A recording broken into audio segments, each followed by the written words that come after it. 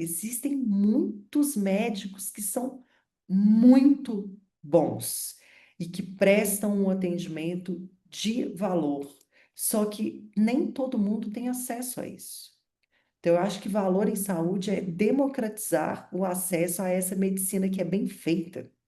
E a medicina que é bem feita, ela usa o que a gente tem de maneira apropriada, né? Pô, tão difícil recurso, a gente está no Brasil, a gente tem um sistema público maravilhoso, um sistema aí, né, o SUS 100% para todos os indivíduos. Poxa, a gente precisa de um sistema de saúde que entregue valor para todos. Isso não pode ser uma prerrogativa ou um privilégio meu, porque eu sou médico e conheço bons médicos. Todas as pessoas precisam de acesso a serviços de valor.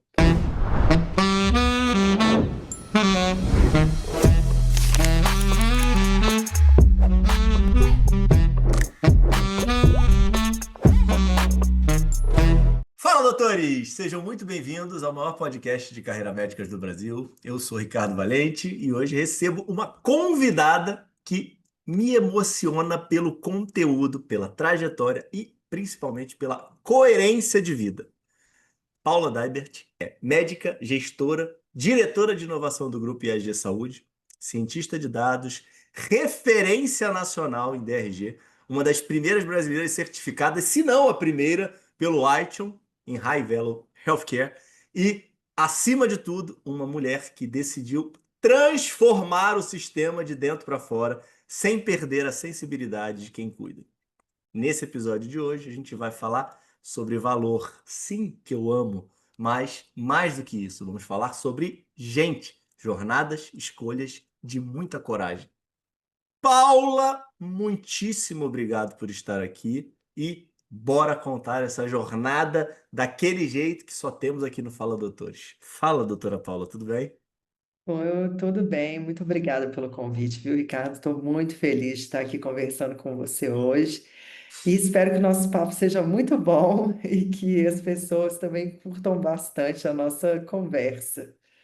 Paula, conversas conectadas e valor. Elas são todas aqui.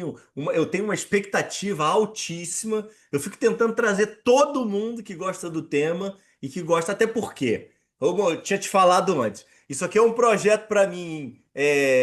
Tomara Deus que mude, mas até hoje não monetizado, em que eu invisto horas e horas da minha vida para fazer e que eu amo fazer. E aí, conversar de valor, ou com pessoas que gostam do valor e acreditam no tema, para mim, assim, é êxtase, só me traz mais valor. Sim, Tá? Então, assim, muito bem, eu também amo. maravilhoso. Estou muito ansioso aqui para a nossa conversa, mas não Sim, posso deixar de fazer a parte chata aqui de host de podcast, porque eu preciso sempre pedir para os queridos que se inscrevam no canal, que assinem sininho, ativem o sininho de notificação, que deem like no episódio. Sua luz caiu bem na minha hora de assinar o sininho. Pô, Paula, você também me desmoraliza, né, Paula? foi o Poxa vida. computador aqui, o computador é a segunda luz aqui. Tô de olho, tô de olho. Não, mas maravilhoso. Então, todos aí, por favor, porque esse episódio vai para cima, mais pessoas conseguem aproveitar o que a gente vai trazer aqui. Se vocês quiserem, vocês podem esperar um pouquinho para vocês perceberem o valor que vocês vão ganhar. Aí depois vocês fazem o que eu estou pedindo para vocês, tá bom? Mas vocês pensem com carinho. Isso Paula, vamos aí. pelo início de tudo. Onde é que é a tua origem? Onde é que a tua estrutura familiar começa em relação à família de origem, presença, ausência de pais, quantidade de irmãos? Situa um pouquinho a gente aí dentro da tua início de jornada. Bom, eu sou de Belo Horizonte, minha família toda é de Belo Horizonte. Eu tenho uma irmã. Minha família não é nem muito grande nem muito pequena. É uma família ok, uma família média. Tenho muitos primos, mas tenho alguns primos. E Quem é mais velho sempre, das duas? eu sou mais velho. Eu sou mais Muito velha. mais Minha velha irmã, ou não? Quantos seis anos de anos diferença? mais velha. 6 anos Tá, mais velha. É uma diferença boa. Dá uma bastante diferença boa. diferença. Assim, a história minha com a minha irmã dá outro podcast, né? Porque com Não, mas essa pera, a diferença. gente bota umas histórias aí, pô. Não omite É, história, não, pô. Você fica Porque essa fazendo spoiler assim, poxa. não, porque a diferença de idade ela cria toda uma trajetória de vida, né, entre duas irmãs. E sempre assim, minha família é bem unida, a gente é muito próximo. Então, cresci com meu pai, com minha mãe, os dois. É, O que eles faziam, Paulo? minha mãe é advogada. Minha mãe, na verdade, também tem uma história acadêmica bem interessante, porque minha mãe sempre quis ser advogada, mas ela não conseguiu fazer o curso de direito de cara quando ela saiu da escola, por questões da vida dela mesma, né? E ela foi fazer direito já mais velha, formou ele com quase 40 anos, pouco mais de 40 anos, foi bem diferente. Então, assim, ela ama direito e trabalhou a vida toda com direito do trabalho, e é algo que, assim, ela sempre foi muito para onde eu olhei no sentido de comportamento em relação ao trabalho, a dedicação dela ao trabalho, sabe? É uma coisa que sempre foi muito inspiradora. E meu pai é engenheiro, meu pai é engenheiro mecânico, mas trabalhou a vida inteira com exportação. Então, sempre trabalhou viajando, viajava muito para os Estados Unidos, viajou muito para o Japão, e sempre fora de casa, sempre viajando, trabalhando com exportação, trabalhando com exportação de aço. E os dois, em relação ao trabalho, sempre foram minhas referências, porque sempre muito presentes, mas diferente de mim, que tive filho bem mais velha, eles me tiveram, eles eram muito novinhos, né? Minha mãe tinha 23 anos, que era o comum na geração Uhum. deles. Então, eu consegui acompanhar toda a trajetória da carreira deles, né? Quando minha mãe tinha a minha idade, hoje, minha mãe já estava, assim como eu, né, com muitos anos de carreira, mas eu já era adolescente, eu já conseguia perceber a trajetória dos dois, né, Uhum. no trabalho. E sempre foram minha referência. Mas você percebeu que não tem médico na minha família, né? E como é que era tua postura escolar em relação a muito estudiosa? Era Sempre ligada a esportes, era ligada a música, hobbies? Como é que é até chegar na escolha da medicina? Eu sempre fui muito bem na escola. Minha área é ser estudiosa. Não era dos esportes, sempre fui muito estabanada com esporte. Sempre fui muito, assim, a última a ser escolhida para esportes de equipe, porque eu não colocava muita pressão nos times, não. Então, o meu negócio era livro. Então, em escola, eu nunca tive problema. Inclusive, comentei isso com meu marido hoje. A gente estava falando sobre alguma coisa. Eu falei, nossa, eu nunca tive problema na escola. Nunca precisou chamar meus pais para a escola ou nada questão de desempenho, porque era uma coisa, parece que natural, assim, da minha personalidade. Era o que eu gostava. Sempre gostei muito de estudar, sempre brinquei muito de escolinha com a minha irmã, né? Eu queria ensinar para ela todas as coisas que eu aprendi ali 6 anos na frente. Então, minha área era essa. E a leitura era Era estímulo dos teus pais ou natural tua? natural meu também. Meus pais leem, mas o hábito de ler muitos livros e de ter, eu sou daquelas que tem meio tara com o livro, sabe? Eu adoro livro, tenho uma biblioteca, eu fui acumulando livros ao longo da vida. Os meus melhores livros eu não tenho, porque eu também empresto. Toda vez que eu leio um livro que é muito bom, eu falo, nossa, alguém, fulano vai gostar desse livro, passo para frente. Então, os melhores livros que eu li Não, na peraí, vida eu você não não empresta tenho. livro, que livro não empresta, né? Você nunca Então, eu mais vê, né? empresto Você e dá, nunca né? mais vê, eu dou. Então, por isso que eu não os tenho hoje, né? E sempre gostei muito, muito de ler, li muito na Mas aí, adolescência. seja sincera. Você sente falta deles? Dos meus livros, sinto, alguns eu sinto. Sabia! Eu sinto. Eu sinto. Eu não tenho coragem de comprar eles Vou, de fa- novo, vou, porque eu ó, já li, eu vou mas arrumar um corte para você mandar para esses amigos. é, Vai. Você vai receber esse corte aí para você ficar mandando pelo é, WhatsApp com os amigos aqui, ó. Gente, olha cadê aqui como meu é que eu tenho livro? problema. Não, eu tô tendo que fazer terapia até hoje por causa de vocês, ó. né? Não, mas assim, a gente empresta livro já sabendo que ele não volta, né? A Aí gente não sabe, volta, né? É não volta, impressionante. não É, tudo volta. bem. Faz É, o bem eu ao tenho outro, alguns né? aqui também que me emprestaram que nunca voltaram. Não posso falar nada.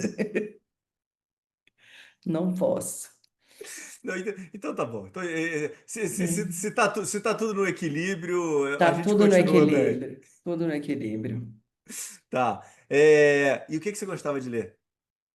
Oh, eu sempre gostei muito de distopia. É mesmo? Então hoje que fala-se muito sobre as distopias, né? 1984, Sim, Admirável sim, Mundo sim. Novo. Nossa, esses para mim foram os Mas você leu melhores nessa livros. época? Eu li na adolescência. Ah, que legal. Li na adolescência, reli também várias vezes, principalmente esses dois eu sempre considerei meus livros favoritos. Uhum. 1984 e Admirável Mundo Novo. E aí tem uma Eu série nunca de li outros. Admirável Mundo Novo. Admirável É Mundo Novo é maravilhoso? genial. Aldous Huxley, maravilhoso. Maravilhoso. Aí tem Fahrenheit 451 também.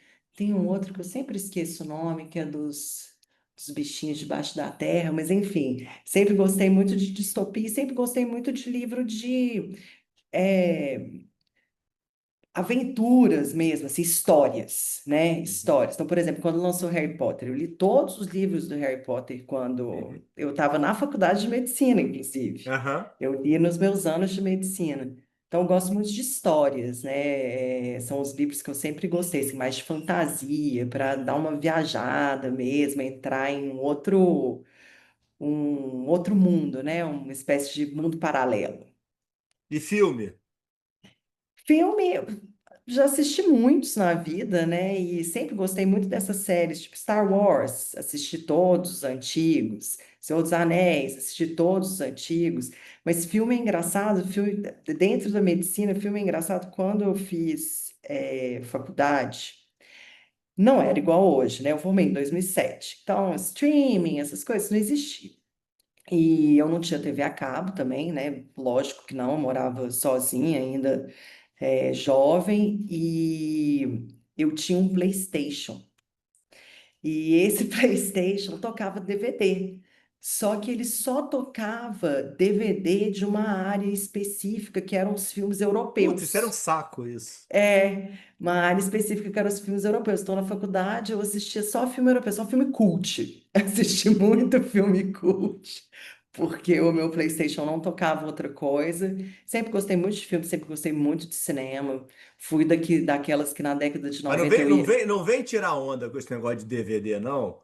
Que É, você é parecida comigo, você é da época que tinha que rebobinar a fita para entregar na locadora. também, já fui Vem com da essa história, não. Vem cá contando vantagem de Blockbuster. jovem, não, hein? Sim, não, locadora, e cinema, sempre fui pro cinema, já fui pro cinema muito sozinha, sempre gostei demais de filme. E hoje não tanto mais, assim, acho que eu já vi muitas coisas, de vez em quando eu assisto alguma coisa, nem lembro qual foi o último filme que Tá. eu vi. Medicina. Como é que ela surge na tua vida se não tem médico, se não tem nada? Tem algum problema de saúde que te conecta? É o desafio de fazer o mais difícil? Não, você acredita que essa foi a única pergunta que eu imaginei que você fosse fazer? Assim, quando eu estava pensando, pô, vou conversar com Uhum. o Ricardo, o que que será que ele vai querer saber? Eu falei, bom, se a gente está falando sobre medicina, provavelmente ele vai me perguntar, né? Ó, minha família não tem médico, não aconteceu nada, de onde que veio? E realmente, quando eu penso, é uma história muito curiosa, né? Quando eu tinha 14 anos, era o início da internet, bem o início da Uhum. internet. Meu pai colocou a internet lá em casa. Então era aquela internet antiga, internet de escada, e a internet era o quê? Era um descampado, né? Não tinha nada. Era um nada. Tinha algumas coisas, estavam começando ali, sites, etc. E tinha Aquele barulhinho de grilo, né? Tradicional. é, trrr, e tinha um programinha que chamava Mirk, que era Internet Relay Chat, se eu não me engano, que era um programa que você baixava e você entrava nesse programa. Esse programa tinha vários canais, chamavam canais também, tinham vários canais e você entrava nesses canais e tinham várias pessoas e você ficava trocando ideia com as pessoas. Era um um programa de conversar. Não sei como é que Uhum. chama isso, se isso tem um nome, mas era um programa para conversar. E aí, nessa época, eu conheci uma turma de amigos que era da minha idade também, eles tinham ali 14, 15 anos, de Goiânia. E era um pessoal muito gente boa, eram várias meninas, vários meninos, eles eram muito legais e a gente ficou muitos meses conversando e fizemos amizade pela internet. Então, você imagina que disruptivo para a época, né? A gente fazer amizade pela internet com 14 anos. E essa turminha toda ia fazer. Você não vai falar que teu marido era de Goiânia desse grupo, não, né? Não, não. Tá bom, E tá bom. minha turminha, essa turminha toda ia fazer medicina. E Entendi. aquilo muito surpreendente para mim, porque eu nunca tinha parado para pensar em medicina. Medicina não era um top, não existia isso para mim. Não tinha nenhuma relação da minha vida com a medicina. Mas eles todos iam fazer medicina. E aquilo me chamou muita atenção, e eu sempre muito curiosa, quis entender o que que era, né? Qual que era o apelo que existia da medicina para esse grupo. E a minha avó, que não é viva mais hoje, mas a minha avó, mãe do meu pai, me levou para Goiânia para conhecer eles. E quando ela me levou para Goiânia para Pô, que conhecer super eles, vó, hein? super vó, minha avó Zélia me levou para Goiânia para conhecer eles. E quando ela me levou para Goiânia, o que que eu vi? Que todos eles eram de famílias que tinham médico. Tinha Uhum. uma tradição dentro das famílias desses meninos e meninas da medicina. E tinha um carinho muito grande dos pais deles e irmãos que eram médicos já, ou que estudavam medicina, pela medicina. Então, eles meio que me contaminaram com o bichinho da medicina, né? Como sendo uma profissão maravilhosa e algo que eles dedicavam a vida deles aquilo e como que era bom cuidar das pessoas e eles super empolgados para fazer vestibular na época. Eu falei, ó, você quer saber? Eu acho que eu vou fazer medicina, então. E assim eu fiz. Como é que é o destino, né? Eu falo que eu não escolhi a medicina me escolheu, porque veio por um caminho totalmente inesperado, né? E aí, pegando esse gancho, tem algum arrependimento da escolha? Não tem, não tenho nenhum arrependimento da escolha. Acho que a medicina me trouxe coisas maravilhosas, e não só profissão.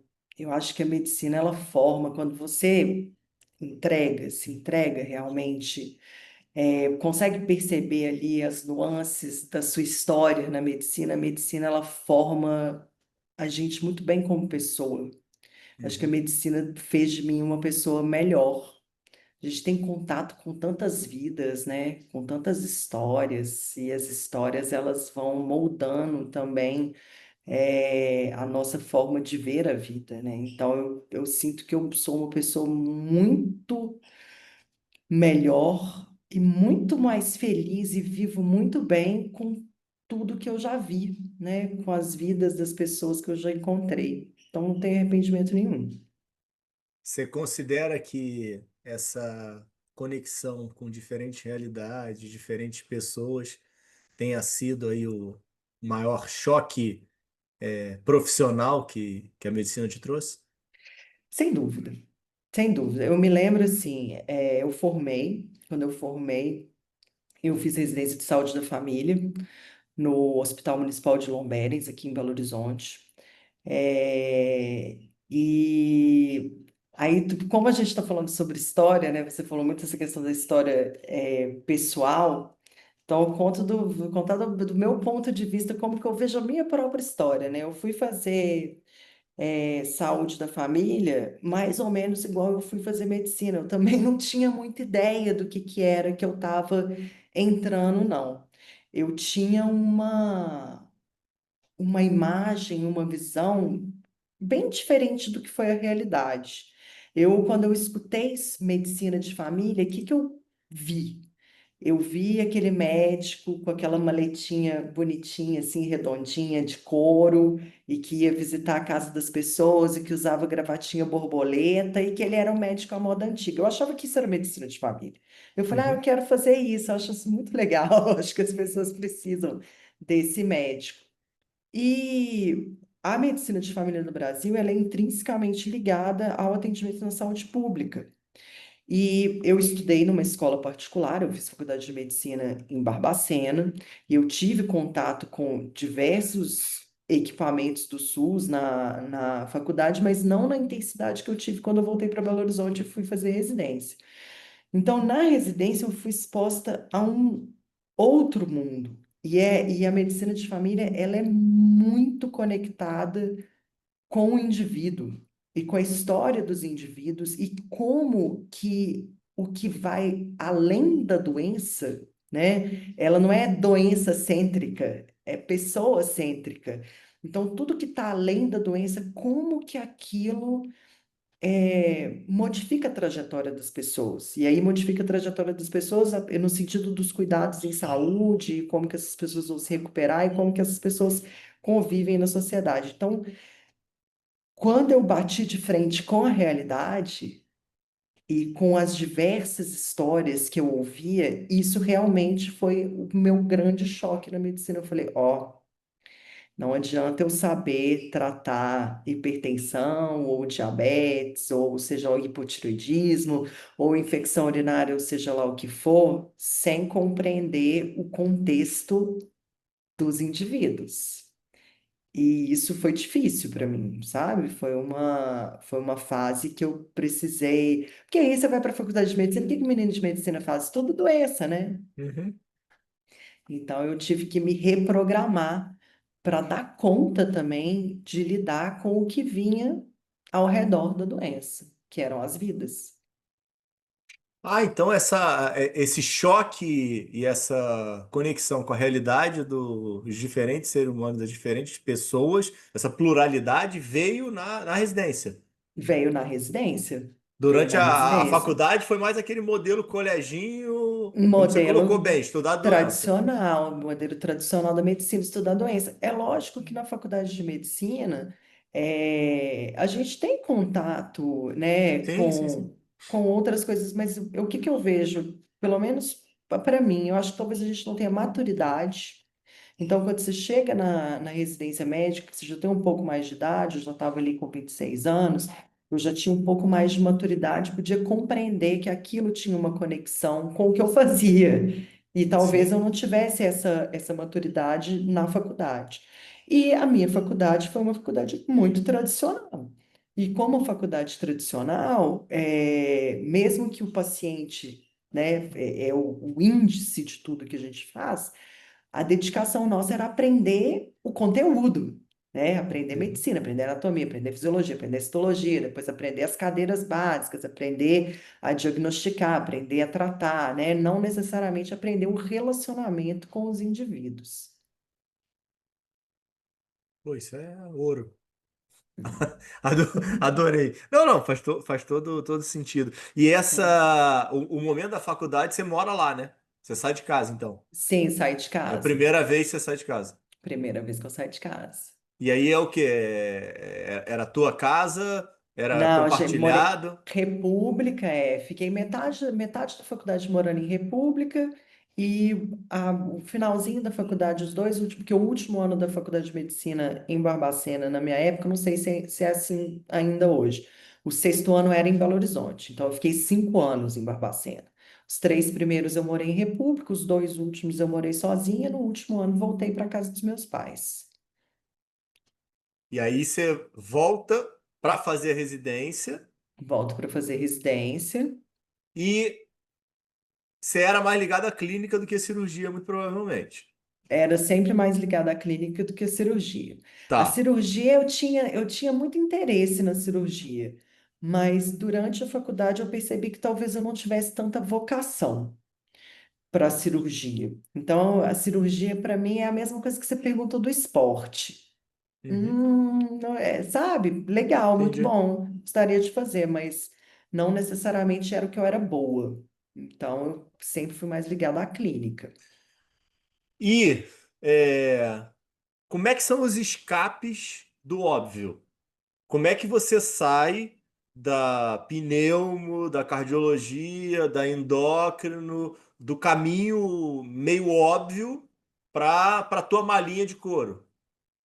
Ah, isso eu acho que vem assim com coisas que são fora da medicina, né? Vem com a imaginação, vem com viagens, com os lugares que eu conheci, com as histórias, com programas de televisão. Eu sempre gostei muito de fantasia, então eu acho que eu criei a minha Entendi. própria realidade, Personagem. né? Eu criei meu próprio personagem. Eu nunca tive, eu não trilhei um caminho convencional. E eu compreendo que eu não trilhei um caminho convencional porque eu sou muito curiosa. E à medida que as coisas foram acontecendo na minha carreira, eu fui abraçando as oportunidades daquele momento, sabe? Então, assim, dá um pouco de sequência, né? Quando eu terminei a residência, porque a gente falou muito de valor no início, né? Então, essa história, a história é toda conectada, é tudo alinhavado, né? Quando eu saí, da residência e eu fui ser médica pela primeira vez, porque também quando a gente faz medicina tem aquele momento que você é médico pela primeira vez, sozinho. Você não tem preceptor, você não tem faculdade, você não tem ninguém. Agora é você, o seu CRM, seus pacientes, você que se vire e você tem que, poxa, imagina a responsabilidade. Sempre me senti muito responsável pelas pessoas, né? Falei, então agora aqui é o momento de aplicar, e são, sei lá, 8, 9 anos estudando para chegar a essa hora. E aí eu fui, né, consegui meu primeiro emprego numa unidade básica de saúde em Belo Horizonte. Cheguei lá e a minha residência tinha sido muito boa. Eu tive um professor que é muito genial. Esse professor, ele estava numa unidade básica de saúde, a gente atendia com ele, atendia com mais alguns também. E os pacientes dele eram muito diferentes. A equipe dele era muito diferente. Esse cara, ele tinha uma, uma organização, uma estratégia para o que ele fazia ali na unidade básica dele de saúde, que é, que é a descrição ipsis literis de valor e saúde.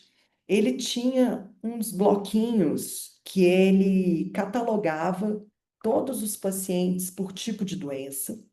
Então, esse aqui é hipertenso, esses aqui são hipertensos, esses aqui são diabéticos, esses aqui são hipertensos e diabéticos, essas são as gestantes, essas são as crianças de 0 a 2 anos, esses aqui são os idosos. Ele tinha todo mundo já da equipe dele catalogada ali por linha de cuidado e ele trabalhava em equipe. Então, ele tinha os protocolos todos de atendimento para cada uma daquelas linhas de cuidado e ele tinha os pontos de encontro daquela equipe dentro daquela linha. O que que a enfermeira fazia, o que que os agentes comunitários faziam, o que que era o papel da família, como que ele fazia para agendar e regular os exames que as pessoas precisavam. E ele fazia isso tudo no papel, no Holodex. Fazia tudo no papel. E os pacientes dele, e ele era um cara muito sério, não era um médico felizão, assim, desses gente boa, não, um cara sério. E os pacientes amavam ele, por quê? Porque ele tirava do paciente uma complexidade que o paciente não dá conta, que era isso, eu preciso fazer um exame, eu preciso controlar, eu sou diabético, tenho que controlar minha glicohemoglobina, tenho que fazer esse exame de 3 em 3 meses. Aí o paciente, ele precisa ir no posto, ele precisa entrar numa fila lá de acolhimento, aí ele tem que marcar uma consulta, ele tem que pegar o pedido, ele tem que levar esse pedido no posto de novo, ele tem que marcar o exame, ele tem que colher o exame, aí depois ele tem que voltar a marcar outra consulta e entregar o exame. E ele não fazia assim. Ele sabia quem que era, ele sabia quando que a pessoa precisava do exame, ele já mandava o exame para o agente comunitário já pedia autorização, já marcava, já levava de volta o agendamento, quando o exame saía, já entregava para ele, quando o paciente chegava, ele sabia tudo. Olha que cara gênio. E aí eu fui trabalhar. Então, sem ele, né? E aí cheguei numa unidade e o dia que eu cheguei nessa unidade, a pessoa que me recebeu lá virou e falou assim: Você que é a nova médica? Eu falei: Sim. Ela, então tá aqui, toma. Pá! tá com umas 40 fichas, assim, ó, uns 40 prontuários para eu atender ali naquele dia. Eu não conhecia ninguém, não sabia nem o nome de ninguém. Eu falei, meu Deus do céu, como que eu vou fazer isso? Não sei. Mas, enfim, atendi, foi tudo certo. Continuei muitos meses, né, lá nessa unidade, mas eu percebi que era tudo muito bagunçado e que Uhum. essa bagunça ela prejudicava a mim, porque era muito estressante meu dia de trabalho, nunca durava a quantidade de horas que eram as horas que eu tinha que estar lá, era sempre mais, e os pacientes ficavam muito insatisfeitos. Então eu falei assim, você quer saber? Eu vou organizar essa bagunça. E foi aí que eu dei sequência na minha trajetória. Fui fazer um MBA. Eu vou fazer um MBA, quero saber como organiza um serviço. E aí fui fazer um MBA, fiz esse MBA, aprendi muitas Peraí, coisas, por que né? você não pediu ajuda pro dito cujo? Para o meu Que professor? que mapeava a jornada toda indiretamente sem saber que existia. Não, ele sempre me ajudou. Ele sempre me ajudou. Nesse momento lá, nesse momento já que eu estava sozinha, ele nunca, inclusive, ele ofereceu, ele falou assim: olha, agora vocês estão sozinhos, mas se vocês precisarem de mim, vocês me chamam. E isso é uma época pré-WhatsApp, né? Que a gente está falando. Então, assim, eu não sou velha, mas você vê quantas coisas novas apareceram nos últimos anos. Então, assim, era uma era pré-WhatsApp, então era mensagem de texto, precisava de alguma coisa, eu falava com ele. Todo esse arcabouço de gestão, ele passou para a gente também. Então, nessa época que eu estava sozinha, eu fiz isso tudo lá. Eu também tinha todos os protocolos, tinha as pastinhas, né? Eu tinha as pastinhas, então eu tinha todos os protocolos, todas as linhas de cuidado dos pacientes. Comecei a trabalhar com as agentes comunitárias e a enfermeira, mas assim, tem hora que o sistema também ele não te Uhum, ajuda, né? uhum, Então a uhum, gente uhum, tenta. uhum, uhum. Uma coisa que eu fiz nessa época que eu achei assim fantástico, era eu recebia os prontuários e os prontuários eles eram de papel, né? E todos eles tinham pelo menos uns 100 grampos. Porque foram anos de pessoas atendendo na unidade, pegava a folha e grampeava, pegava a folha e grampeava. Então, se chegava o prontuário, ele era pesado, de tanto grampo. Aí eu comprei um tira-grampo. Todo mundo que passava na minha mão, o que que eu fazia? Eu tirava todos os grampos, colocava as folhas todas em ordem cronológica, grampeava mais uma vez e fazia igual ele fazia, uma folha de rosto, com quem que era aquele paciente, os dados básicos dele, quais que eram as doenças que ele tinha, quais que eram as medicações que ele usava, e fui fazendo assim, fui consertando as fichinhas, pegava lá os envelopes, né, consertava, passava durex, colocava a corzinha da equipe, então tudo que eu pude fazer, eu fiz, mas eu sentia que eu podia fazer mais. E aquilo era só na minha equipe, né? E aí, nessa época, eu pensei, por que que eu não posso fazer isso para mais pessoas? Por quem sabe eu não entro num cargo de gerência, ao invés de ser médica? Então, eu já tive algum bichinho, já me, né, já ficava ali me cutucando e falando, olha, acho que você é boa nessa área. E foi por isso que eu continuei estudando. Meu negócio é tudo estudar, né? Continuei estudando. Eu acho que eu nunca vou parar de estudar. E continuei estudando. Você saiba que, dentro da busca das características de sucesso, a mais comum que eu encontrei antes do GPT alucinar é educação médica continuada. É, tem que estudar. A Não gente, tem. a vida é um aprendizado eterno, né? Eu acho que a gente só para de aprender quando a gente morre. Então, viver é aprender. Então, eu tenho isso muito claro para mim. E não dá para a gente saber tudo. Então, aí que você vai, aí que é a estratégia de Michael Porter, né? A estratégia de Michael Porter já não diz que estratégia também tem a ver com você escolher o que que você não vai Vai fazer. fazer. Então, eu fui escolhendo o que eu ia fazer e deixando de lado coisas que eu não ia mais fazer, né? Essa que foi a minha, Essa, estratégia. essa ideia de é, eu sei o que eu sei o que eu não sei, e eu não faço a mínima ideia do que eu não sei, né?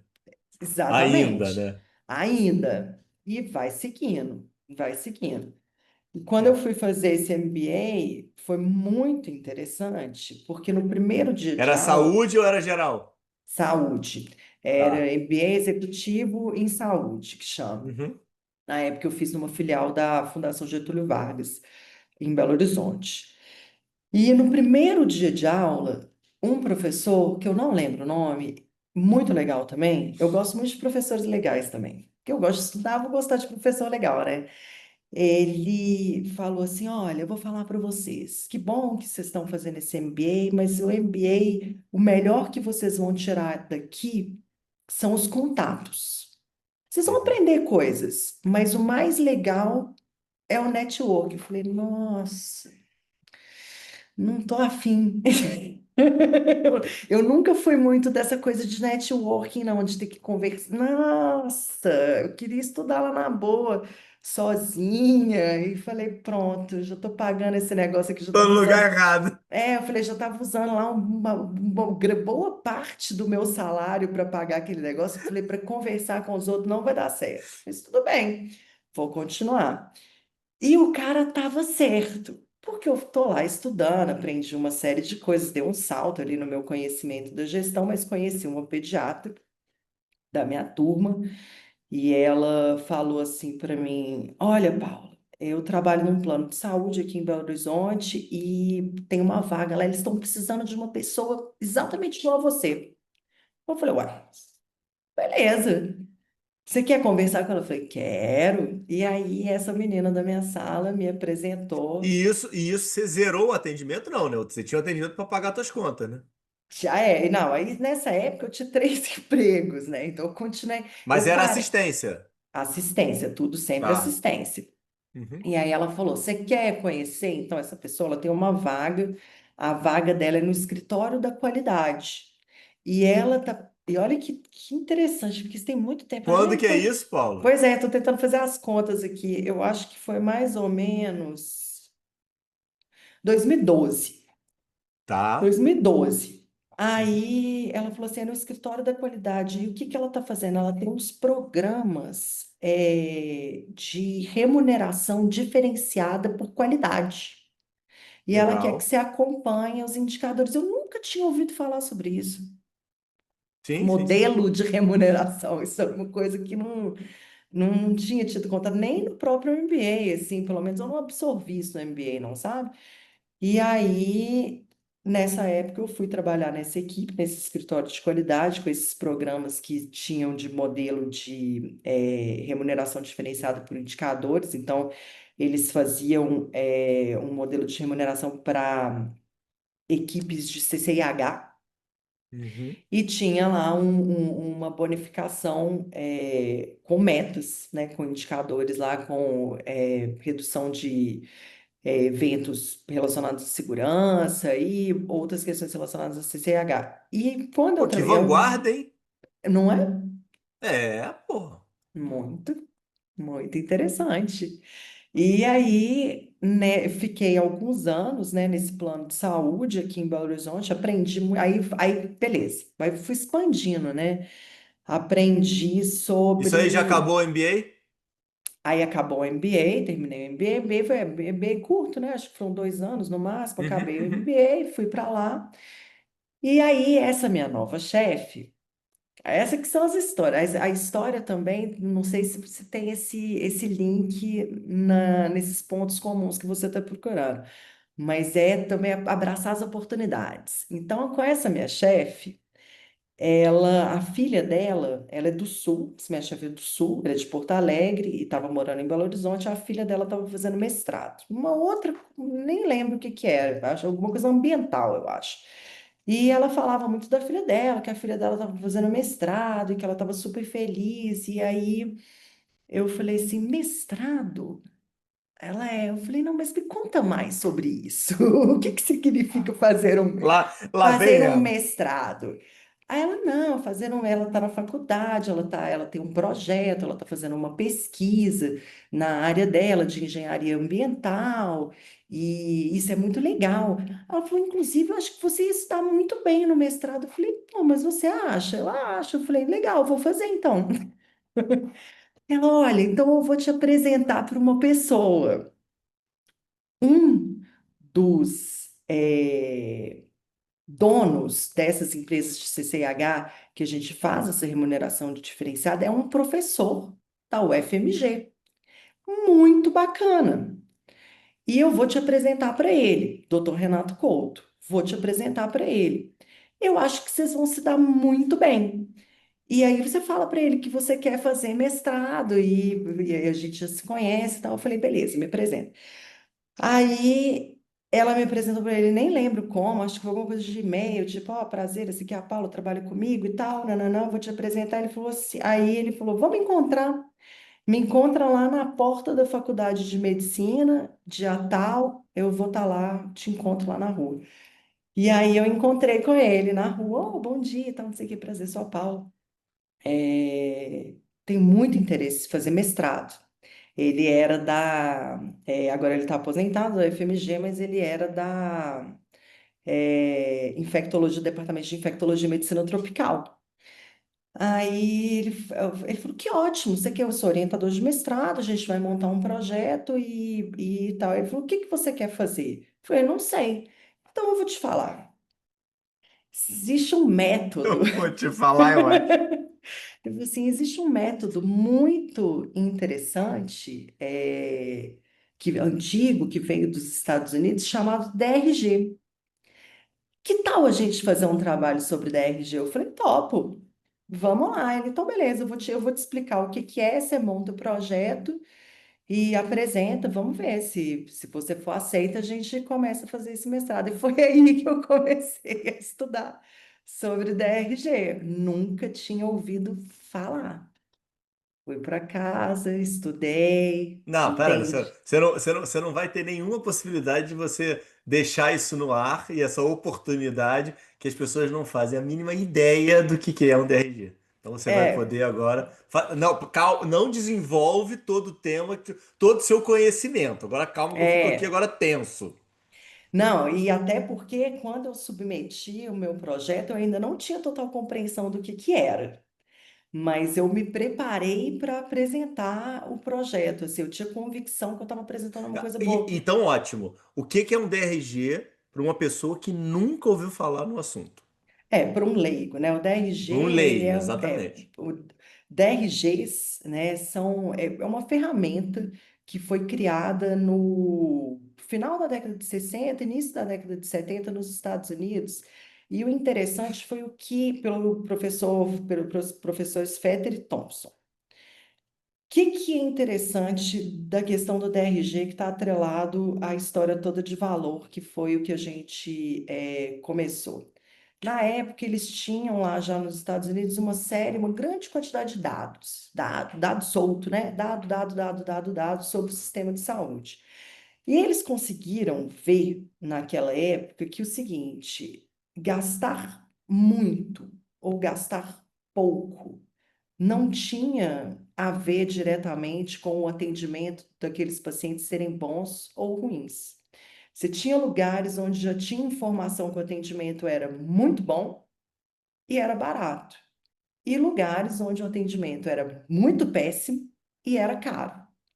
Então, o que que eles fizeram? Eles estudaram esse conjunto de dados e eles criaram um método para classificar os pacientes de acordo com a complexidade deles, porque o que que a gente sempre vê, né, na medicina? Todo mundo fala assim, não, mas esse paciente é muito grave, não, mas esse aqui é muito mais grave, então não, esse aqui não é grave.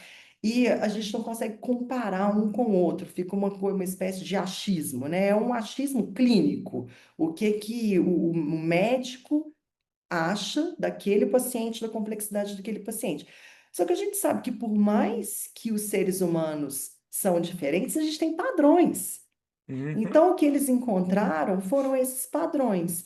Eles encontraram linhas de cuidado clínicas e cirúrgicas, classificaram os pacientes, né, dentro dessa ótica clínica e fizeram o casamento com o consumo de recurso.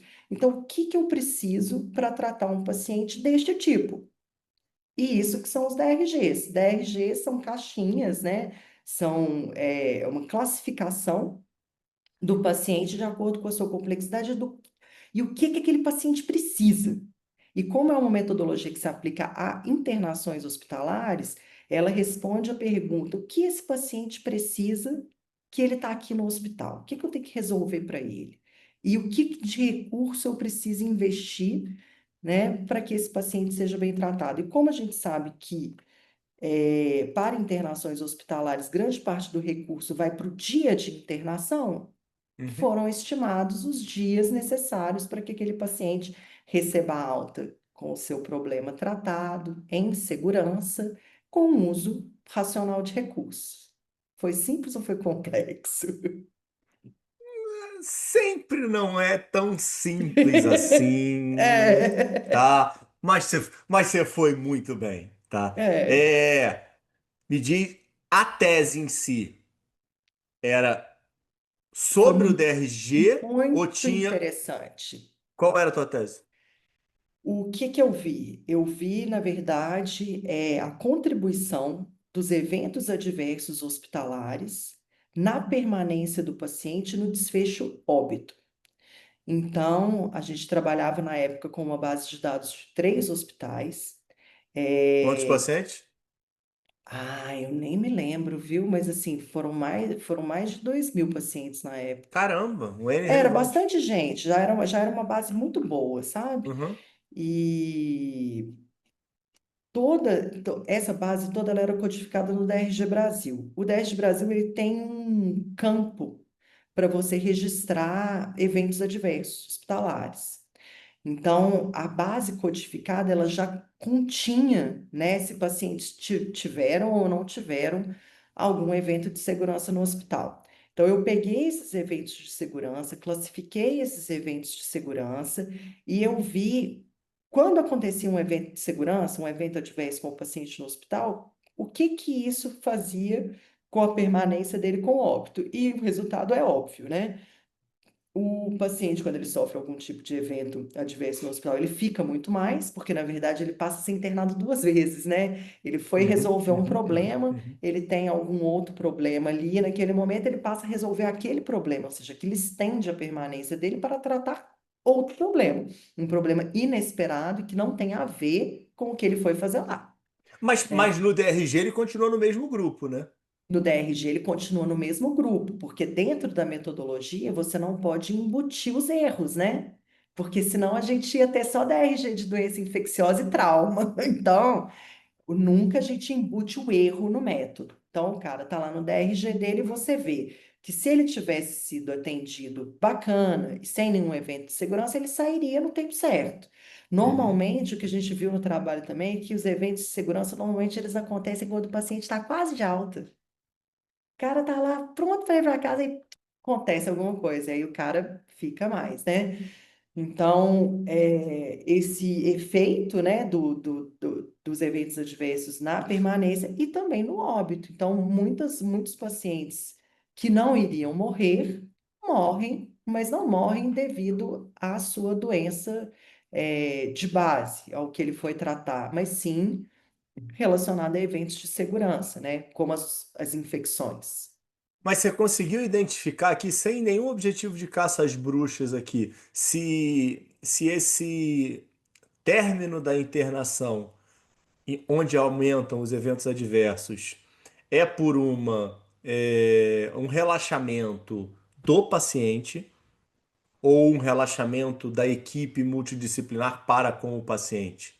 Eu acho que não é relaxamento nem de um nem outro. Assim, o paciente em si, e isso não é escopo do estudo, mas o paciente em si, ele não tem nada a ver com essa história, né? As coisas que acontecem com ele são relacionadas normalmente falhas de estrutura e processo dentro das instituições, né? Que são a base, principal para você construir modelos de segurança. Então, sempre a teoria do queijo suíço. Sempre existia algum Uhum. risco e esse risco ele passou despercebido, Sim. né? Realmente por uma falta de controle ou por uma falta de um processo bem desenhado na instituição que acaba culminando num evento, né? E o paciente nunca tem nada a ver com isso, né? Isso tem a ver realmente com essa complexidade existente dentro do atendimento em saúde e a necessidade de a gente estar sempre atento, né, aos riscos que podem acontecer. Tem pacientes que têm mais riscos, né, de sofrerem eventos adversos, pacientes mais graves ou que são é, submetidos a intervenções mais invasivas ao longo da internação são pacientes de maior risco. Então, para esses pacientes, tem uma série de bundles já, né, de prevenção para diversas coisas que têm que ser aplicadas a todos esses pacientes. Então, a questão tem muito a ver com a gestão de riscos, né, propriamente dito. E os E desfechos ruins, a gente sabe que eles existem. nesse momento, Paulo, você ainda continua atendendo. Esse momento do Eu parei mestrado. de. Não, eu parei de atender. No mestrado, sim. No mestrado, sim. Hoje que eu parei de atender logo, assim, em dezembro, antes da Covid. Por coincidência também. Porque eu queria fazer um doutorado na Calma, mulher, não época. acelera. Pera aí, pera, Aí eu calma. Não, parei. não Mas vem vamos acelerar a minha voltar. história. É, Mestrado, você está mestrado. atendendo ainda. Tô atendendo. Atendi no próprio Teu, mestrado, tinha teu digníssimo ambulatório. esposo não apareceu na história ainda. Não, meu esposo, eu conheci ele há pouco tempo. Ah, é? Tá. Então tá É, bom. Mestrado, então, atendendo ambulatório. atendendo ambulatório, Renato cria trabalhando. um conflito na tua vida, mexe Aí, na tua vida toda, Coto. sim, e me traz o DRG. E aí, o que que aconteceu? Eu amei aquilo. Meu mestrado foi maravilhoso. Eu amei estudar sobre DRG, já estava na área de gestão, amei estudar sobre aquilo e fui trabalhar com DRG.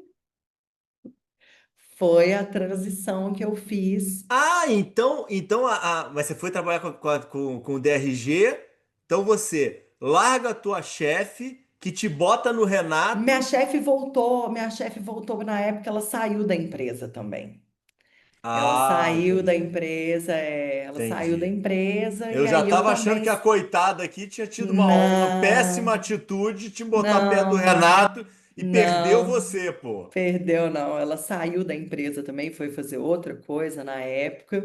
Tá. E aí eu colei no DRG, porque eu tinha adorado aquilo, era muito bom. Meu mestrado foi muito legal. Ah, então esse momento foi mais aí uma oportunidade, como você colocou muito bem, né, de aproveitar as oportunidades Sim, e gerou uma transformação na tua vida. total. Porque foi com a empresa que eu Porque o trabalho hoje, emprego deu uma desandada, né? a Pelo que você tá empresa que eu falando. trabalho hoje, aí meu outro trabalho, eu falei, não, beleza, eu acho que aqui eu cumpri minha missão já também, essa minha chefe tinha ido embora, e eu até fui para outras áreas na empresa na época, mas fiquei com essa pulga atrás da orelha, eu tinha gostado demais, eu estava gostando demais do tema do mestrado, e não sabia também, assim, se existia uma oportunidade para mim para trabalhar com isso ou não, mas era algo que eu queria continuar. E aí foi nessa época que eu fui para o Grupo IAG Saúde e estou até hoje, né? Isso já são 12 anos. Então, quando que foi Mas isso? você, nesse momento, é, vinha da gaveta da qualidade, Isso, aí você bota mais essa gaveta aí do DRG dentro do teu currículo isso. e volta um pouco a qualidade quando você vincula com o grupo. Na verdade, para mim Você faz as duas coisas no grupo. é tudo junto, né? Porque aí o que que acontece? O DRG, ele foi uma pedra fundamental, foi o primeiro local, né, da minha carreira dentro do Grupo IAG Saúde, foi trabalhar com os dados do DRG. Só que o dado do DRG, ele naturalmente, você vê que pela minha própria Eu jurava dissertação que era IAG que falava, não sabia que era IAG, não. IAG, Vou mudar agora, meu perdão. pela própria característica de ter uma ferramenta como o DRG e você avaliar esses dados, a gente expandiu o uso do dado do DRG para uma plataforma que a gente chama de plataforma de valor em saúde. Então, você não precisa ver desfecho de paciente, você não tem que ver a questão gerencial do paciente, não tem uma série de informações que são importantes que você consegue a partir dessa pedra fundamental. Então, a gente começou a expandir, né, as análises que a gente tem a partir dessa pedra fundamental que era o DRG. O DRG, ali para as internações hospitalares como uma informação central, mas em um mecanismo expandido, né, que visa o quê? O DRG ele tem também essa pegada do valor em saúde, né? Não sei, hoje em dia as pessoas falam mais, não era tão comum falar sobre valor em saúde, né, há pouco tempo, mas o valor em saúde ele faz esse casamento entre esse equilíbrio, né, entre desfecho e custo. Então, o DRG, ele já caracteriza o paciente de acordo com a complexidade, ele é um complexômetro.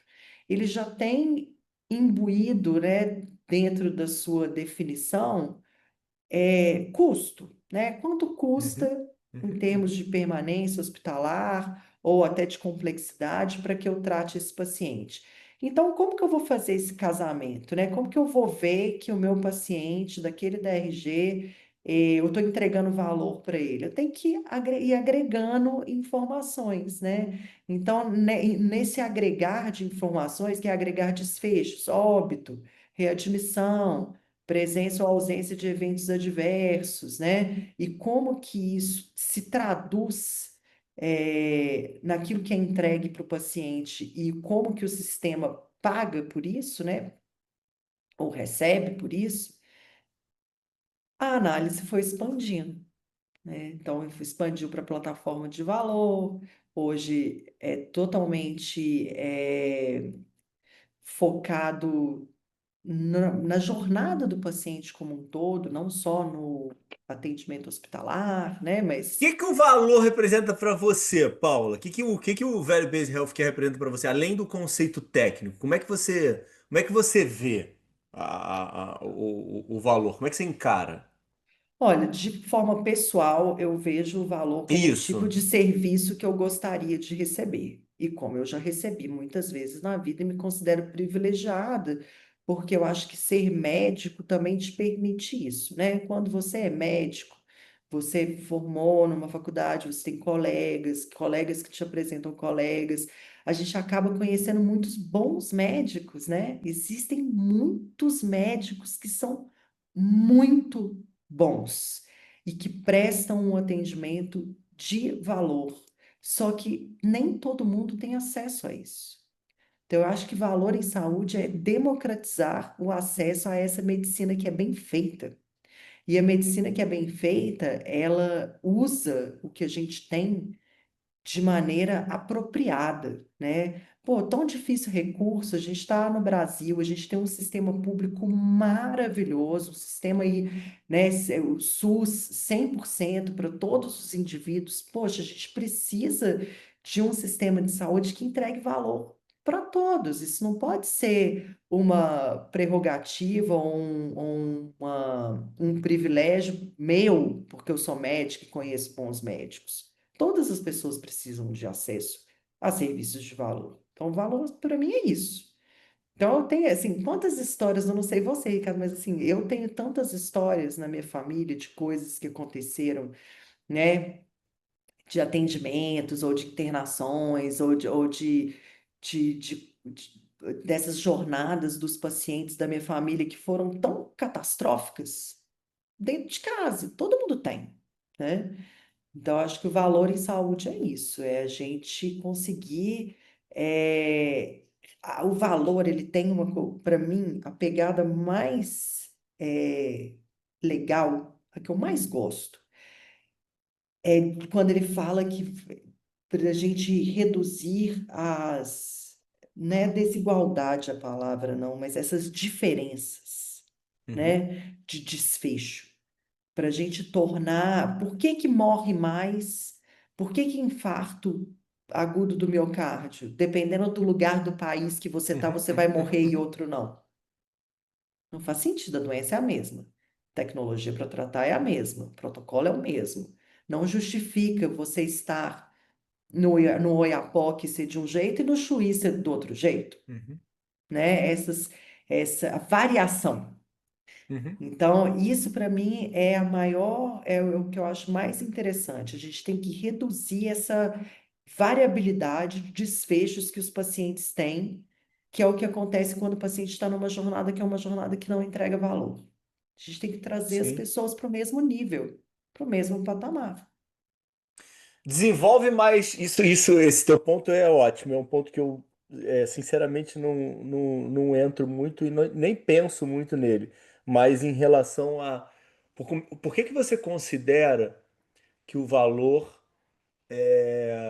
tem um poder e uma importância muito grande de democratizar a saúde para as pessoas?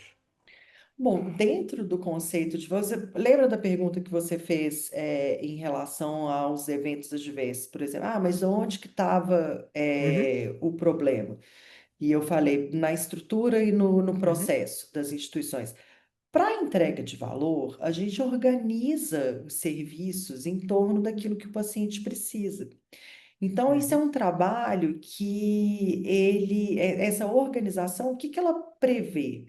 Ela prevê que você tenha um cuidado apropriado, que você tenha o desenho de uma jornada, que você compreenda quais que são os recursos que são os mais indicados pela ciência para tratar X, Y, Z condições. Você cria um arcabouço em volta do paciente para que o paciente tenha bons resultados. E quando a gente fala da questão da competitividade, que vem em valor, que a gente fala assim, então os bons eles vão se dar bem. Ó, apareceu um joinha. Os bons, você viu que tá tudo certo. Os bons, eles vão se dar bem. Quando a gente fala que os bons vão se dar bem, tem uma questão chave também na questão do valor, que é sair de volume para valor e de valor para volume. Quando uma uhum, pessoa, uma instituição, um médico, seja lá qual for, uma equipe, atende um caso de uma coisa, a expertise dela naquilo é nula, né? Aquilo ali apareceu aqui na minha vida e eu fiz do jeito que eu aprendi. Quando a gente tem equipes ou instituições, ou seja lá o que for, que são especialistas na entrega daquilo que elas fazem, por exemplo, a oftalmologia é uma ótima especialidade para isso, porque a uhum, oftalmologia, ela já costuma se segmentar até dentro da própria oftalmologia, uhum. as pessoas são super, super experientes no que fazem. Enquanto você é muito, muito, muito experiente no que você faz, a tendência é que você entregue resultado, que você consiga escalar esse resultado, né? Você não esperar, eu vou tratar esse cara com catarata, ele vai sair bem, o outro vai sair mal. Não, né? Tem um processo ali muito bem desenhado do que é entregue para o paciente. Então, a lógica mesmo, a estrutura teórica, né, do valor em saúde, ela cria esse mecanismo, né? Ela cria um mecanismo que reduz essa desigualdade, porque ela vai permitir que apenas o serviço de excelência seja entregue, né? E, Volta na estratégia. Não dá para fazer um cadinho de tudo. Vou fazer um pouquinho de tudo aqui. Um pouquinho de tudo acaba que você não vai ser, né, o expert em nada.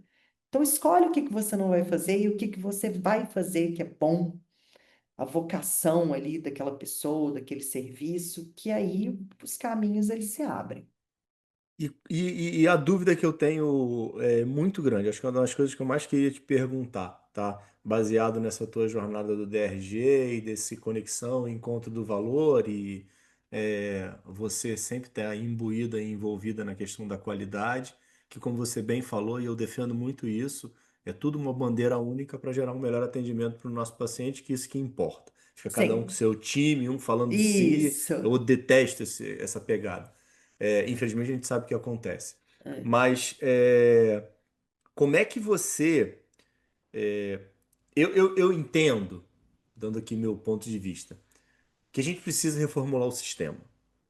Eu acho o sistema assim muito caótico no modelo que a gente está, tá? Uhum. É, vou aqui expor assim, eu tenho uma dificuldade muito grande de encontrar o real benefício macro do Fee for Service, sabe assim, eu tenho mesmo Hum, dificuldade. Obviamente que tem suas áreas que tem uma dificuldade, uma relevância, né? Tipo, ah, pô, dá sim. para fazer assim e vamos continuar. Então, eu acredito numa transformação, acredito numa mudança. O que que eu queria te perguntar?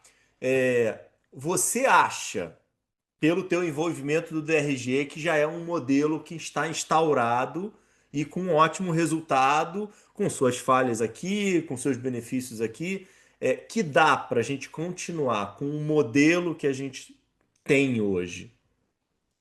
E o valor vai entrar simplesmente com uma análise de dados e uma premiação pelos melhores resultados? Ou você considera que o valor é uma mudança de visão para o que a gente tem hoje e uma reformulação para um novo modelo?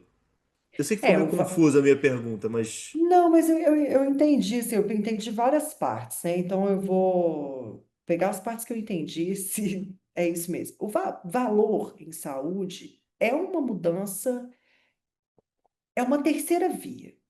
É uma nova forma de pensar e de organizar os serviços. Valor não tem a ver exclusivamente com remuneração. Remuneração é sempre parte de toda essa conversa nossa, né? E modelos de remuneração, eles vão coexistir. Não existe, não vai ser assim, ah, agora nós vamos mudar de fee for service. Não existe isso.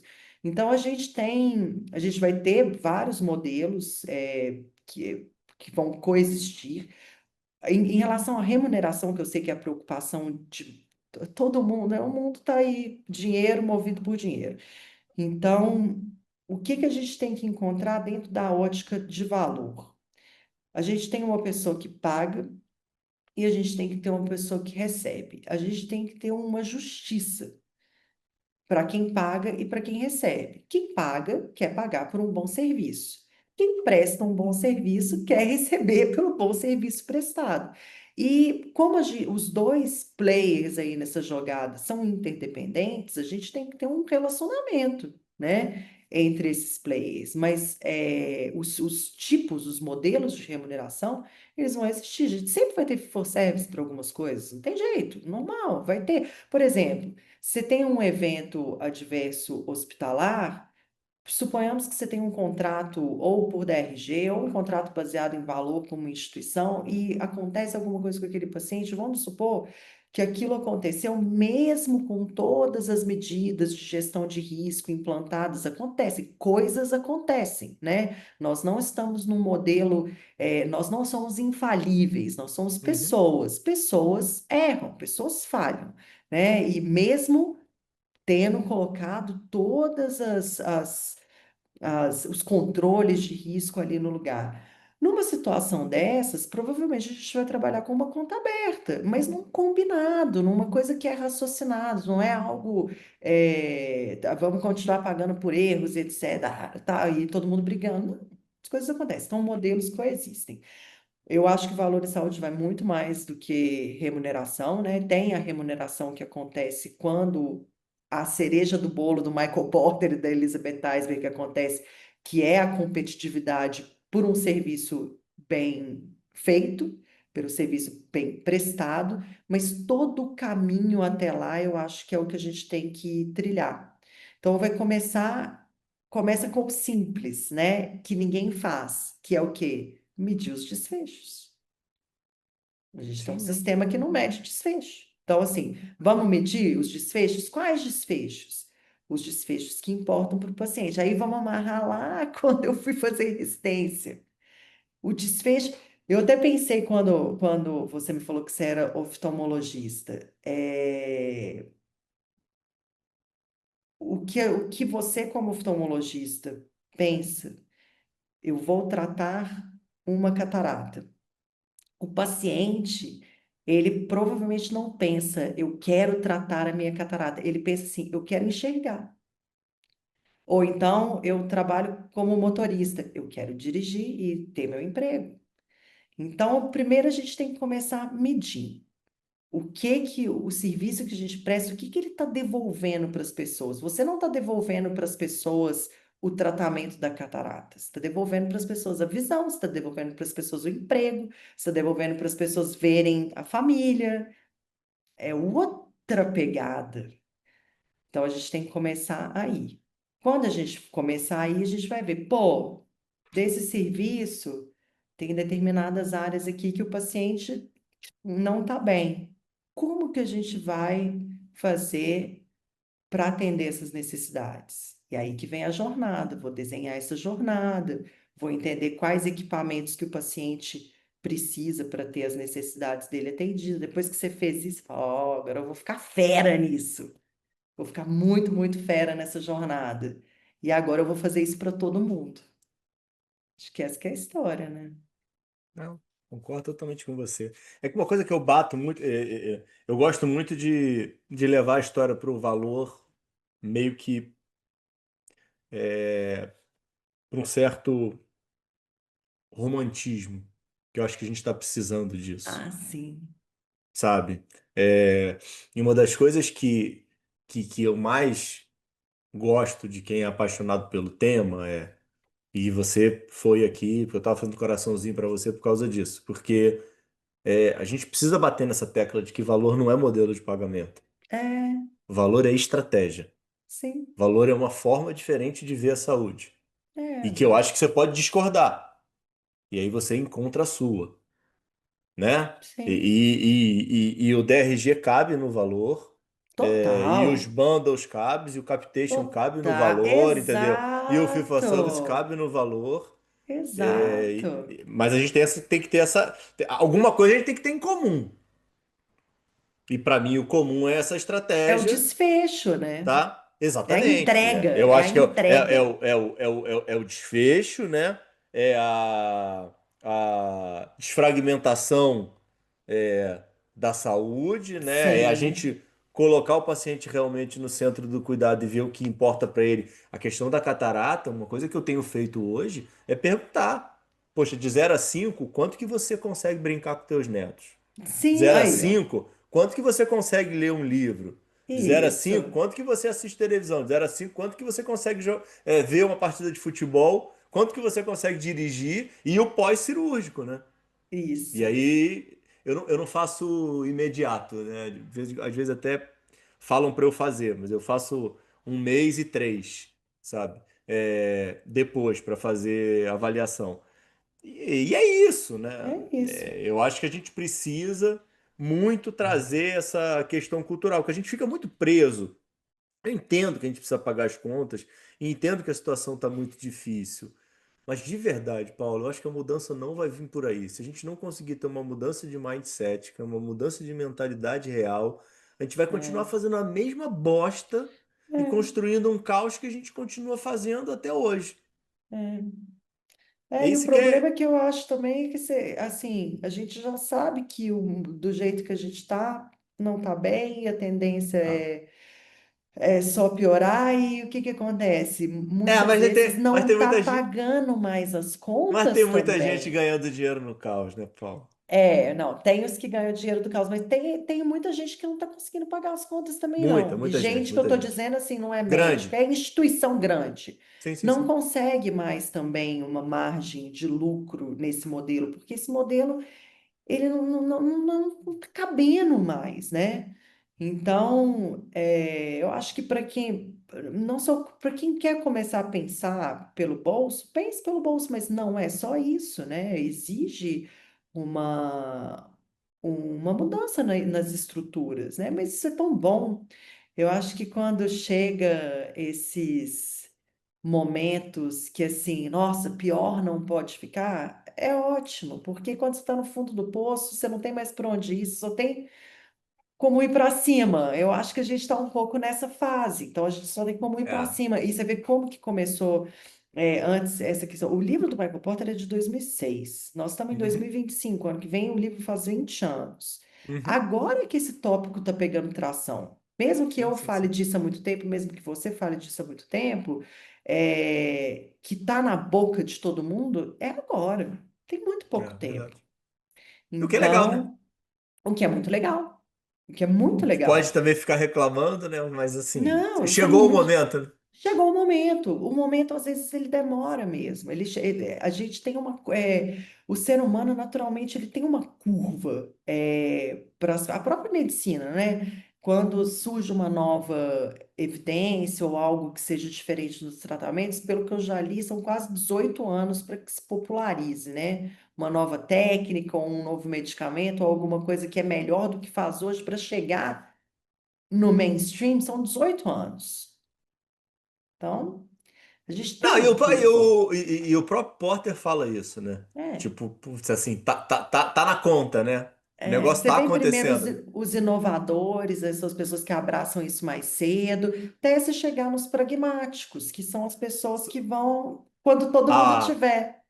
o único comentário relativamente diferente disso que eu gosto muito É, é o do Kaplan falando do TDABC, que ele fala, gente, como é que vocês acham que isso é novo? Isso a gente faz isso no mundo inteiro, em todos os 200 outros anos. setores, e vocês ficam achando como se eu tivesse inventado a roda. Sim, exatamente. A questão do custo, né? Para você ver, a gente está falando de remuneração, tem tanta coisa que a gente precisa Sim. ainda apurar de custo. O custo na saúde é algo mal medido ainda, né?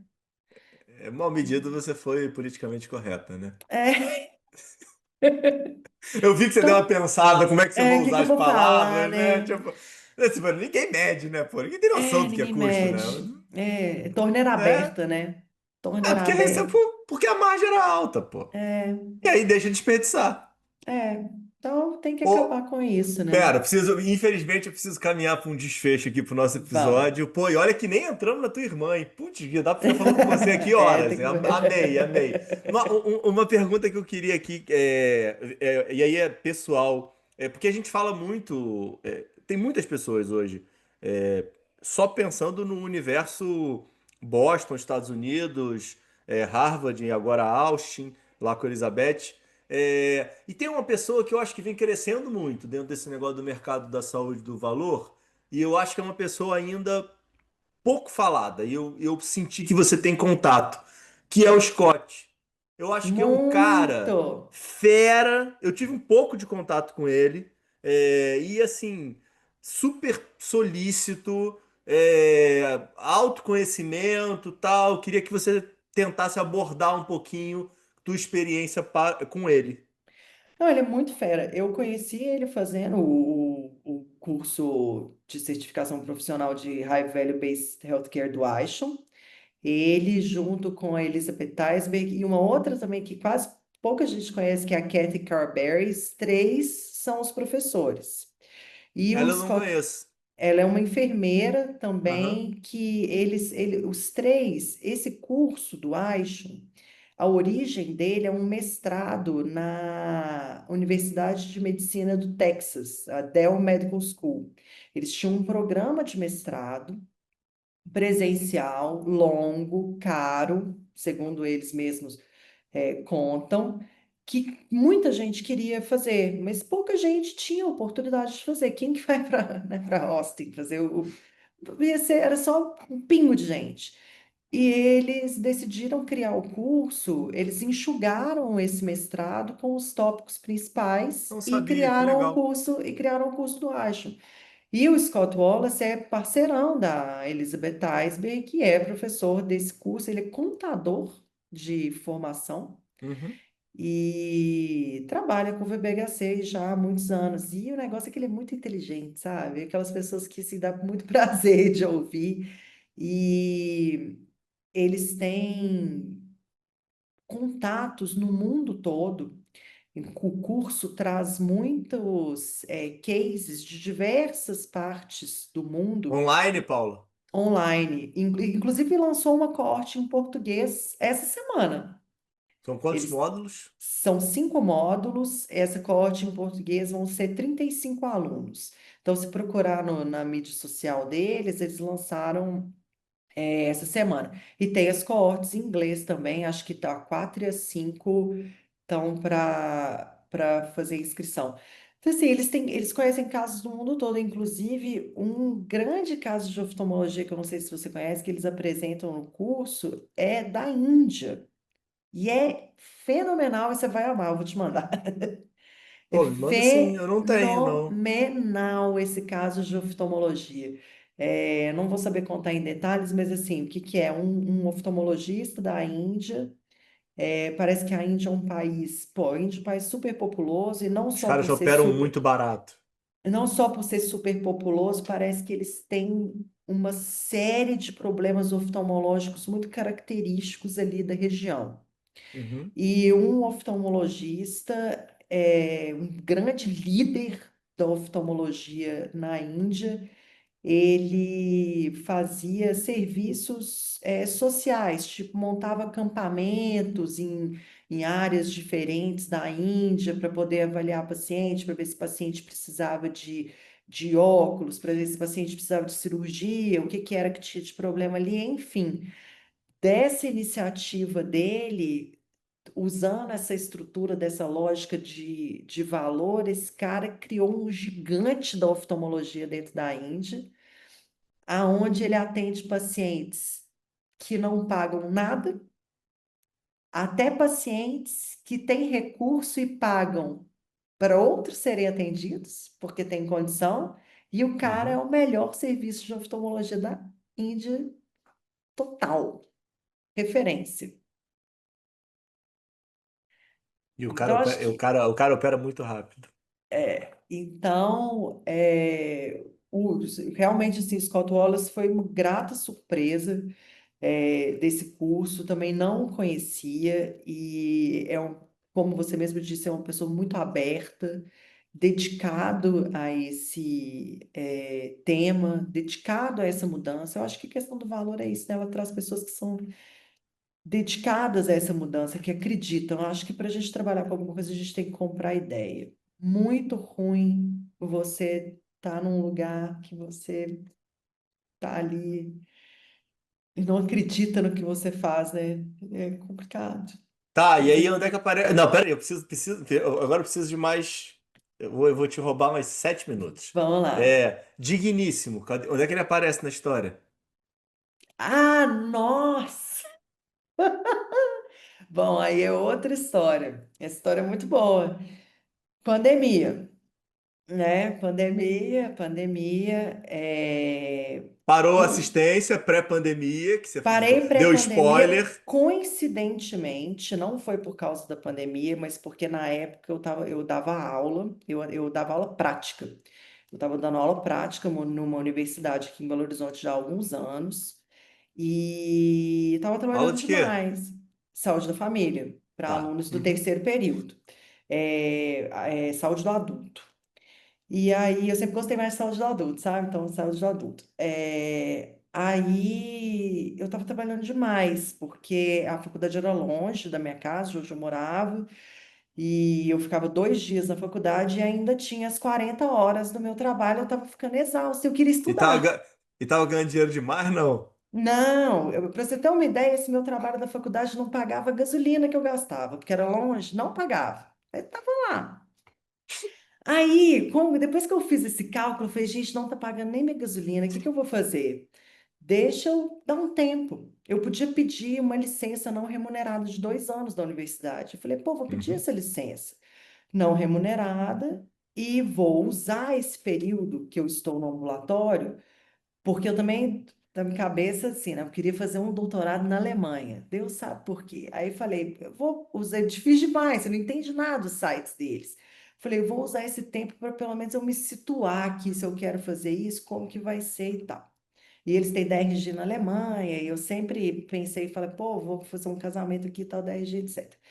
E aí eu pedi licença. E aí veio a pandemia, porque eu entrei de licença em dezembro e a pandemia foi anunciada ali meio fevereiro e março.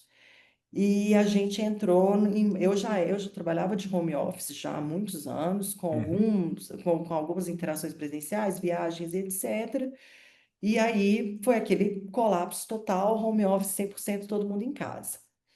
Quando chegou no final do ano, que eu já estava assim, né, estava lá, pô, morava sozinha e estava lá em casa, eu falei, eu vou sair de férias. E eu fui para o sul da Bahia.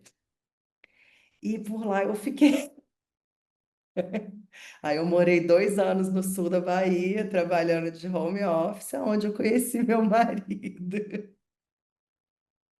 Você estava no sul da Bahia, de Tava, home office, durante tava, 2 anos. durante 2 anos. Foi E aí? maravilhoso, E aí, vocês voltam para ma lá? Seu marido maravilhoso. é baiano? Não, meu marido é paulista. E estava também no mesmo momento que Tava você, no mesmo momento que eu. precisando encontrar um equilíbrio? Exatamente. A gente deu uma fugida, fugimos para o mesmo lugar. Caramba, que legal! Foi, foi Mas e aí, muito legal. não, peraí, então, estratégias aí, planejamento estratégico futuro é voltar para Bahia? Talvez, talvez. Aí veio a neném, né? A neném veio de surpresa. Antes da neném vir, a gente tinha mais essa ideia. Vamos voltar para lá. Essa certeza, né? A gente ia voltar bem rápido. Com ela agora, a gente meio que mudou os planos. Mas sempre vai. Mas e por quê? Por causa de escola? Por causa de tudo, assim. Tá É muito recente pra difícil. vocês pensarem nisso, né?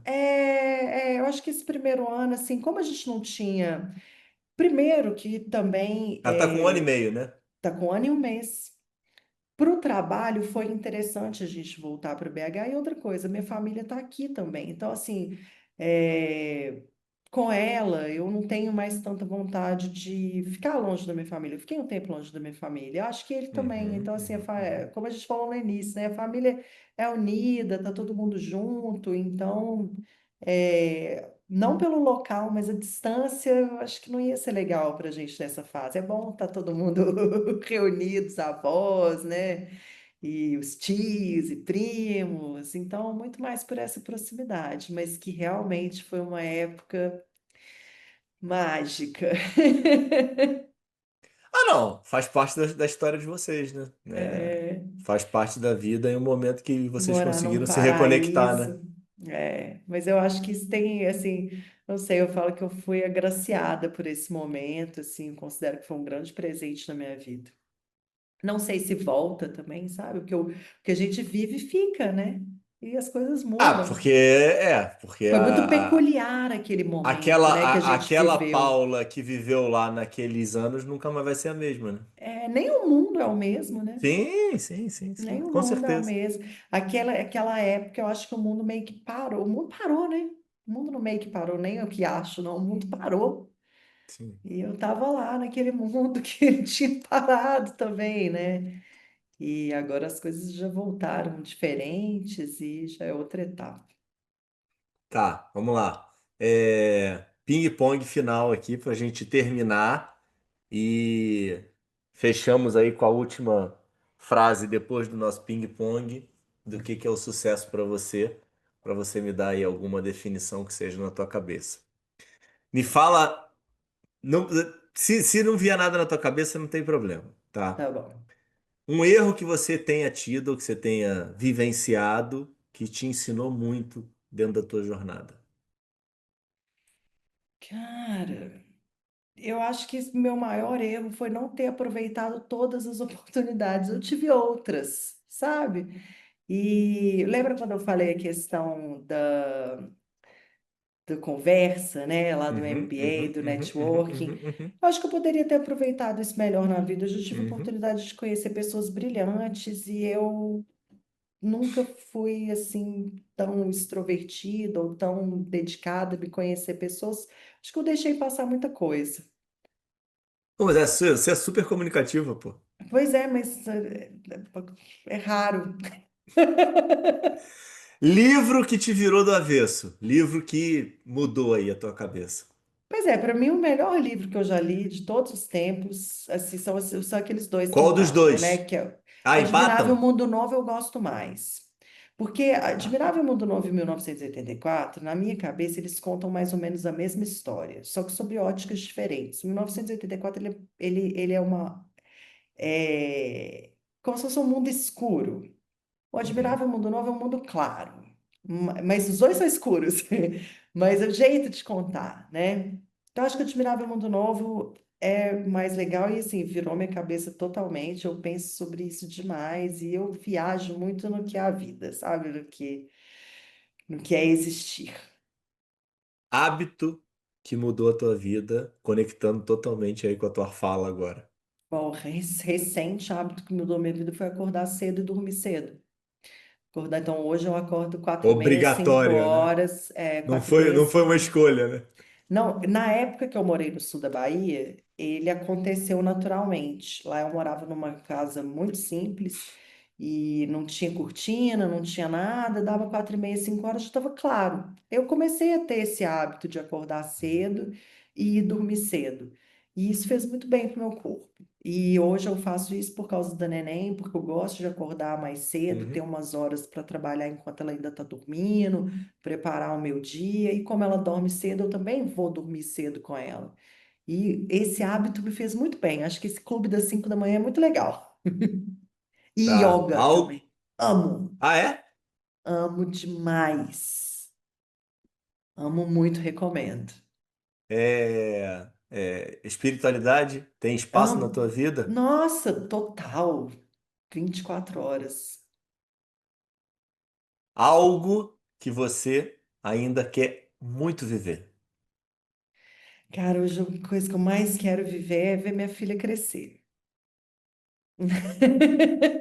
Quero estar com ela e quero estar com a minha família e quero viver essas coisas da família. É o que eu mais Co- quero. Conectando com isso, o que que é o sucesso para você? Olha, sucesso para mim é, acho que tem a ver com coerência. O yoga tem isso, né? As filosofias orientais, elas têm muito isso, que é essa ligação mente-coração.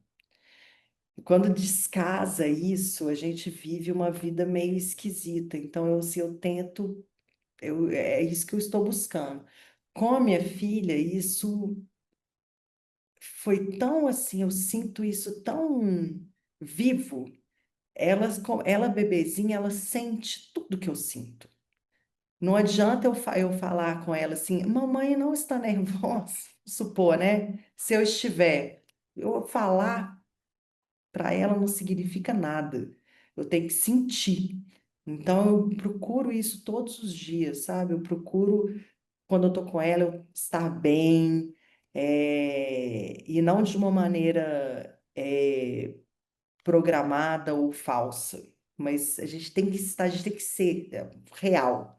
Então eu acho que sucesso é eu conseguir viver essa vida coerente, né? O que eu penso, o que eu sinto, o que eu faço. Arrasou, doutora Paula. Desculpa aí extrapolar o tempo. Muitíssimo obrigado aí Muito pela obrigada. tua Desculpa a minha câmera que de vez generosidade. em quando fica Não, tá piscando aqui. excelente. Obrigado de verdade aí pela tua Ô, generosidade Ricardo. aí no teu tempo, tá? Foi assim espetacular. Acho que todo mundo vai se deliciar aí com a tua jornada, que eu acho que tem uns pontos aí muito fortes para as pessoas poderem aprender e se conectar de alguma forma. Continue nessa jornada, conte aí se alguma forma puder te ajudar, à disposição aqui, o espaço do canal e afins, tá? E onde é que o pessoal te acha aí? LinkedIn que você mais usa? Eu acho que Redes? eu mais uso é LinkedIn. De rede social que eu tenho é LinkedIn, então podem me procurar lá. Então, maravilha, doutora. Obrigado. Estou Semana sempre que vem a gente aberta a volta. qualquer pessoa que quiser saber jornada, curso, o que quiser também. Eu sempre fui muito disposta a ajudar, porque Foi ajudada, né? eu encontrei muita gente legal na minha vida, assim, eu tive esse privilégio, e essa coisa, né, olha isso aqui, olha aquilo ali, vou te botar em contato com uma pessoa, vou te... esse costurado da vida, ele funciona muito. Então, quem precisar também, eu estou à disposição para costurar com os outros. Isso é uma das coisas que, antes de eu finalizar, que também me anima e me faz muito feliz, Paula, é de conseguir costurar, vou usar a tua palavra aqui, É, e conseguir aproximar meio que uma rede do bem, uma rede sim, de pessoas, obviamente que, e infelizmente, eu não tenho essa capacidade toda de conseguir filtrar somente pessoas. é, Às vezes a gente descobre um ou outro que está fora um pouquinho do alinhamento, mas a grande maioria aí que a gente vem tentando conversar e vem tentando trazer as jornadas são pessoas aí que têm um reconhecimento de mercado íntegro e ético, que é uma das coisas que a gente mais priva. Então, assim, sim, isso mesmo. obrigado. Obrigada a você. Pessoal, ó, terça-feira que vem a gente se encontra. Fiquem com Deus. Tchau, tchau.